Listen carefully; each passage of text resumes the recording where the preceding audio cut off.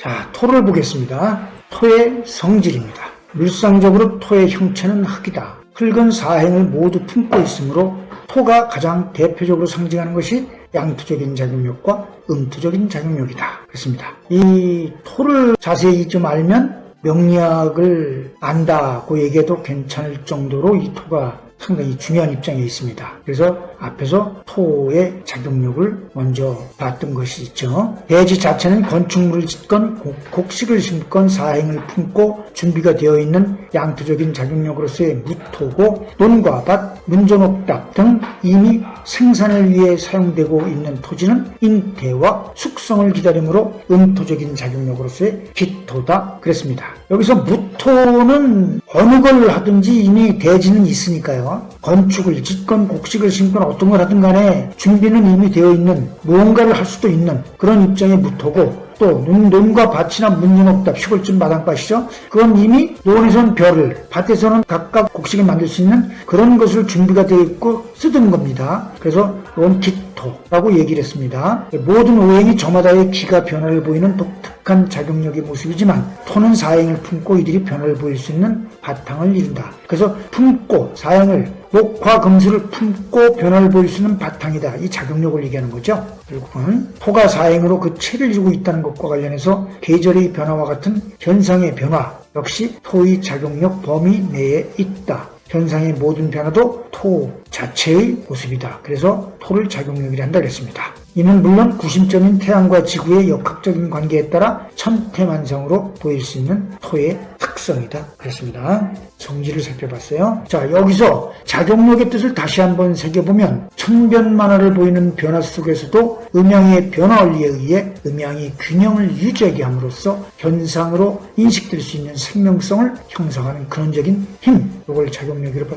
중요하기 때문에 한 번 더 나왔죠. 여기서 음양의 균형을 유지하게 함으로써 그랬습니다. 이 부분은 음양의 삼원리가 연상이 되죠. 음양의 삼원리. 토를 대표하는 것은 각 계절 끝자락에 자리하고 있는 환절기다. 환절기에는 자연도 산고를 치르고 인간도 감기 등으로 고생을 한다. 이 또한 작용력으로 인한 하나의 현상이며 이로 인해 계절은 재탄생을 함으로써 순환한다 그랬습니다. 산고는 아기를 출산할 때 치르는 고통이죠. 만약에 봄에서 여름으로 넘어간다고 할 때 환절기를 거치는 동안 봄이라는 기운에서 여름으로 넘어가는 기운 동안의 그 변화가 아프게 나타난다 그런 얘기죠. 아기 산고에다 비유한 것이 다른 계절도 마찬가지입니다. 특징은 좀 다르지만 이는 마치 성격이 다른 두 사람이 다투고 있을 때 다른 한 사람이 서로를 이해시켜 화해하게 함으로써 다시 친해지게 하는 것과 같다. 다투는 두 사람도 각기 다른 오행이지만 중재하는 사람도 토라는 오행으로서 작용력의 역할을 한 것이다. 양토인 무토는 생명의 씨를 저장 및 배양을 하고 음토인 기토는 무토의 작용력과 균형을 이루어 생명력이 직접 뿌리를 내리는 실질적인 의미의 역할을 하게 된다고 했습니다.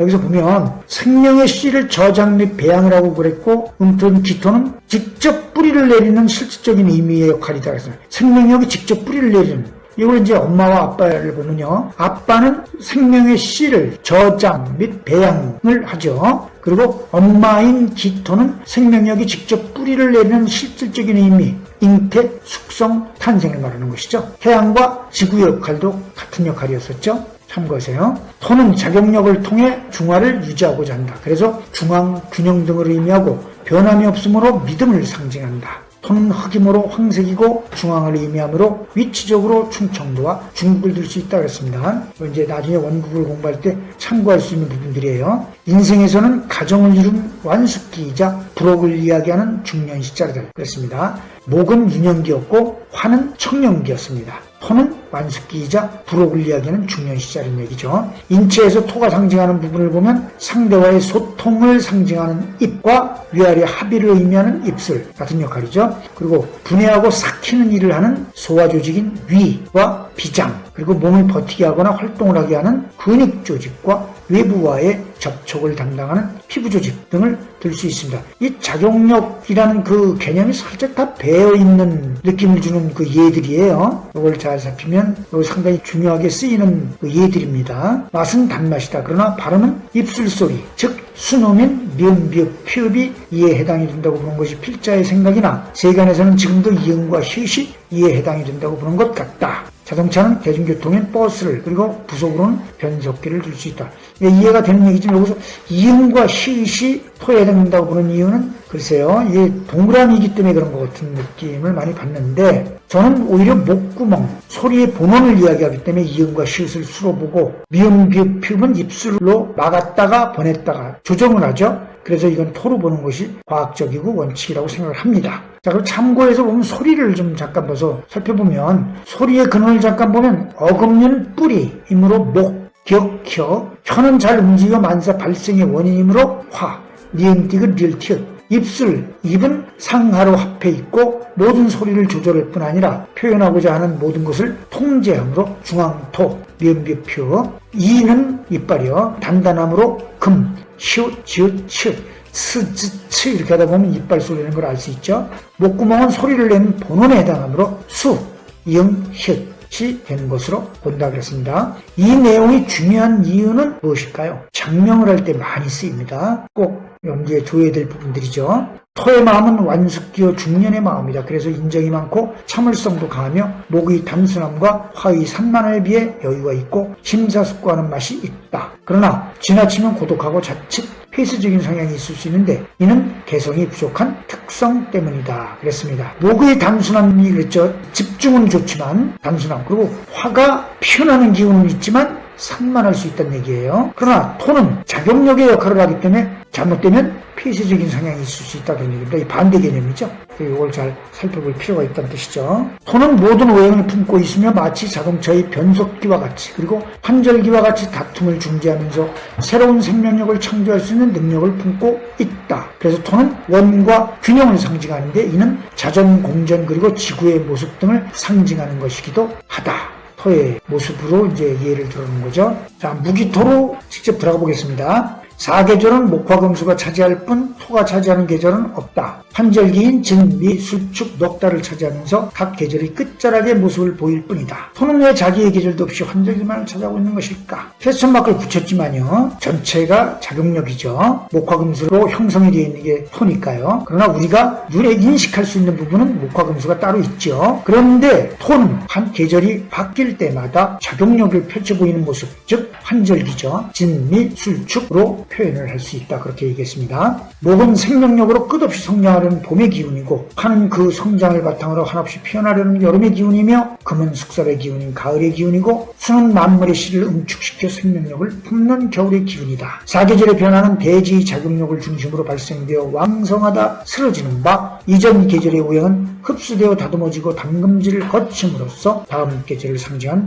오행으로 변모하게 된다. 이게 작용력을 상징하는 환절기를 설명하는 것입니다. 다른 오행들과 마찬가지로 무토가 생명의 씨를 저장 및 배양할 수 있는 범위 내에서 기토의 잉태와 숙성 및 탄생은 가능한 것이고 기토의 이 작용력 범위 내에서 무토의 작용력 또한 가능한 것이다. 그렇습니다. 음양의 균형이니까요. 이렇게 음양의 차이에서도 작용력의 특성이 있으면 물론 봄과 여름 사이의 진월, 여름과 가을 사이의 미월, 가을과 겨울 사이의 술월, 겨울과 봄 사이의 축월 등 환절기에 따라 제각각 작용력의 특성을 품고 있으며 나아가 헤아릴 수 없이 다양한 오행의 모습으로 변화를 보이는 음양의 변화만큼이나 균형을 이루는 양토와 음토의 작용 또한 그만큼 다양한 모습으로 바탕을 이루면서 대지의 작용력으로서의 역할을 하고 있다. 전체 계절을 설명하면서 작용력을 곁들인 환절기 특징 등을 설명하고 있습니다. 무토는 양토로서 대륙, 거산 등으로 표현되기도 한다. 따라서 경고망동하지 않으므로 남의 일에 간섭을 잘 하지 않는다. 무토로서의 그 이미지죠. 가정에서는 장남과 같다는 평을 많이 들으며 무뚝뚝하면서도 과묵한 맛이 돋보이는 형으로 신뢰라는 이미지와 함께 중정지기, 즉 중도를 지키는 공평한 균을 상징한다. 작용력으로서의 이미지를 가지고 있기 때문이죠. 목은 뭐였었죠?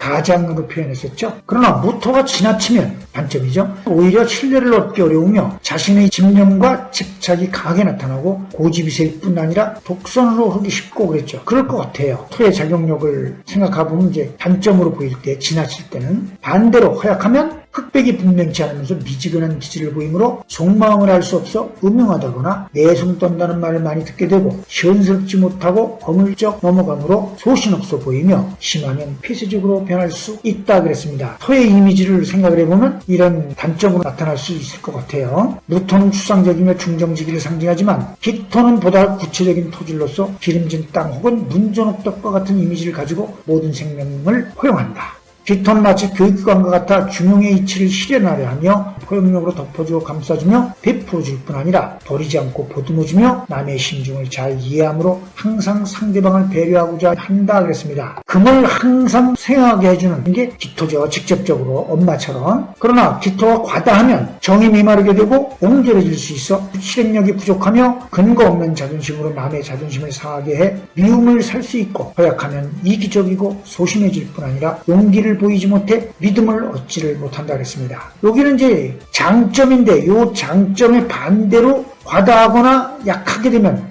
상당히 장단점이 반대로 나타나게 돼요. 기토는 기름진 땅이므로 끝없이 솟으려는 생명력을 상징하는 간목을 가장 좋아한다. 따라서 여성이 기토로 태어나면 남성을 보는 기준이 간목이기 때문에 묻 남성들에게 도도한 성격으로 비칠 수 있고 지나치면 오만한 여성으로 비쳐 오히려 시선을 놓칠 수 있다 그랬습니다. 이 얘기는 기토는 기름진 땅이지만 기토가 생금, 즉 경금과 신금을 품고 키워주는 이유는 간목을 탄생하게끔 해야 되기 때문에 그래요. 오로지 간목은 생명력이니까. 그래서 기토가 그렇게 하는 이유는 간목과 합을 합니다. 그래서 끝없이 경신금을 도와주면서 간목을 생각하게끔 그런 역할을 할 수 있다는 걸 이제 이렇게 표현한 건데, 이런 얘기는 이제 뒤에서 다시 나오게 됩니다. 여기까지가 토입니다. 다음엔 금을 보겠습니다.